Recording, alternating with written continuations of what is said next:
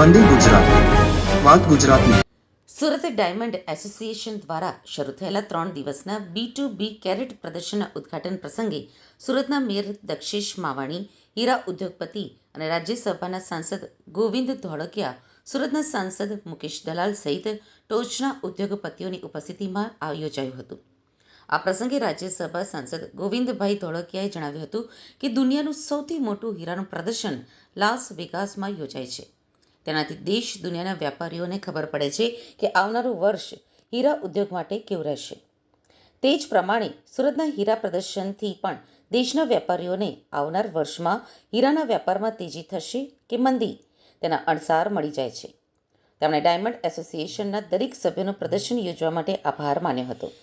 આખા વર્લ્ડનું આવા એક્ઝિબિશન ડાયમંડમાં વર્ષના થતા હોય 25-50, પણ સૌથી મોટું થાય લાસ વેગાસમાં, અને એના ઉપર આખું વર્ષ કેવો ધંધો ચાલશે એનું માપદંડ નીકળે, કારણ કે બધા વેપારીઓના મેન્ટાલિટી ન્યા જોવા મળે।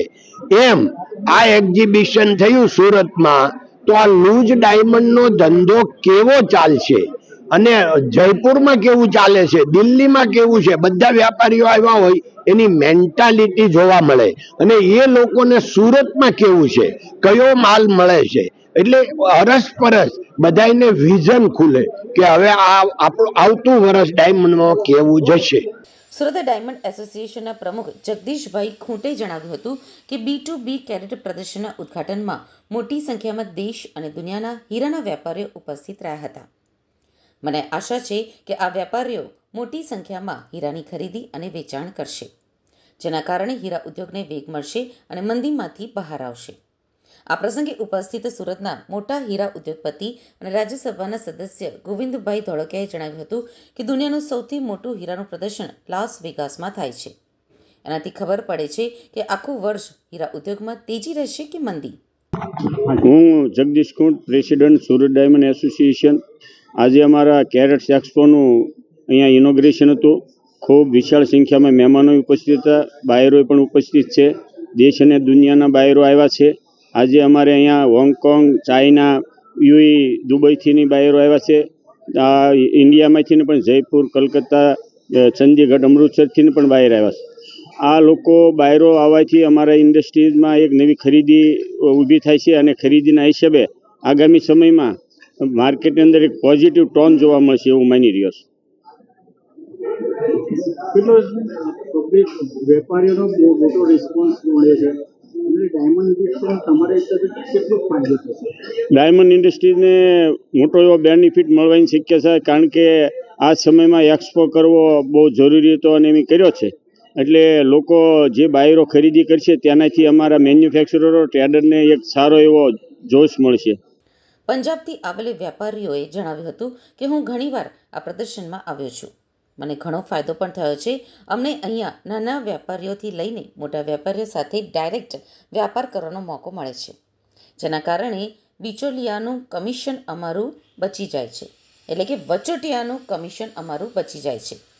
તો બીજો ફાયદો એ થાય છે કે અમે આખું વર્ષ સીધા વેપારીઓના સંપર્કમાં રહેવાથી અમારે કઈ ક્વોલિટીના હીરા જોઈએ છે તે પણ અમે વેપારી સાથે ચર્ચા કરી શકીએ છીએ, અને નાના વેપારીઓ પાસેથી પણ અમે હીરા ખરીદવાનો મોકો મળે છે।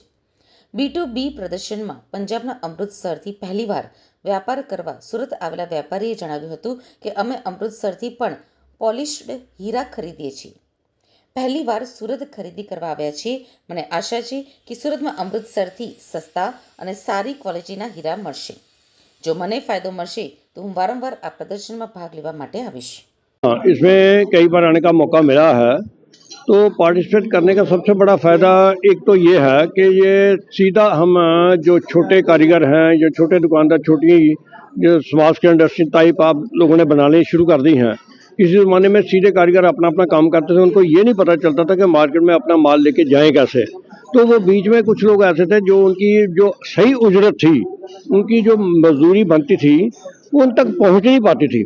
अब यह कि एक तो उनका काम बढ़ता है, दूसरा यह कि हम लोगों को भी जो बाहर B2B लोग आते हैं या दूसरे होलसेलर भी आते हैं, कई तरह के हर तरह का अपना अपना आदमी है, जो व्यापारी है वो अपना फ़ायदा नुकसान देख के आता है। तो जो आने पर उसको ये फ़ायदा होता है कि वो उन लोगों के साथ सीधा मिल सकता है और उसके बारे में निजी जानकारियां भी मिलती हैं। इसका ये भी एक फ़ायदा है कि कुछ लोगों को सिर्फ नाम सुना होता है कि ये बिजनेस है, ये कारोबार है, वो सीधा तौर पर उसके बारे में जो उसकी गहराई की जानकारियां वो उन तक नहीं पहुंचती। अब इसका ये इन एग्जीबिशन का ये फ़ायदा है कि वो जो गहराई अंदर की बिजनेस की होती है वो भी हमें मिलती है, और कारीगर को भी, ये छोटे जो दुकानदार हैं या जो छोटे बिजनेसमैन हैं या व्यापारी हैं जिनको इसके साथ रास्ता होता है, वो भी देखते हैं कि हमारा असल मार्केट में हमारा रेट क्या है, हमारी इज्जत या रिस्पेक्ट क्या है। सर मैं सूरत में तो पहली बार आया एग्जीबिशन पे। हमारी वहाँ पे अमृतसर में ज्वेलरी की शॉप है और हमारे पास मैन्युफैक्चरर एक हब भी है। हम लोग यहाँ देखने आए थे। एक्चुअल हमारे पास यहाँ पे अमृतसर में आपके डेलीगेट्स आए हैं सूरत एग्जीबिशन वाले, उन्होंने लोगों ने हमको इनवाइट किया। तो हमारी भी इच्छा थी कि हम लोग देखना चाहते थे कि सूरत में जाके डायमंड की क्या चीज़ है, कैसे वो हमको पता चलता है। नॉलेज लेने के लिए आए थे और नॉलेज हमें अच्छी मिलेगी। यहाँ पे हम ये होप करते हैं, आज पहला दिन है, अभी हम नीचे जाएंगे एग्जीबिशन में, देखेंगे कहाँ पे क्या रेट मिलता है और जो डायमंड हमें वहाँ पे मिलता है उससे हमें यहाँ से कितना बेनिफिट है ये भी देखेंगे हम। और अगर यहाँ से ज़्यादा बेनिफिट दिखेगा तो ऑब्वियसली हम यहीं से परचेज़ करेंगे। इसके लिए हम यहाँ पे आए हैं।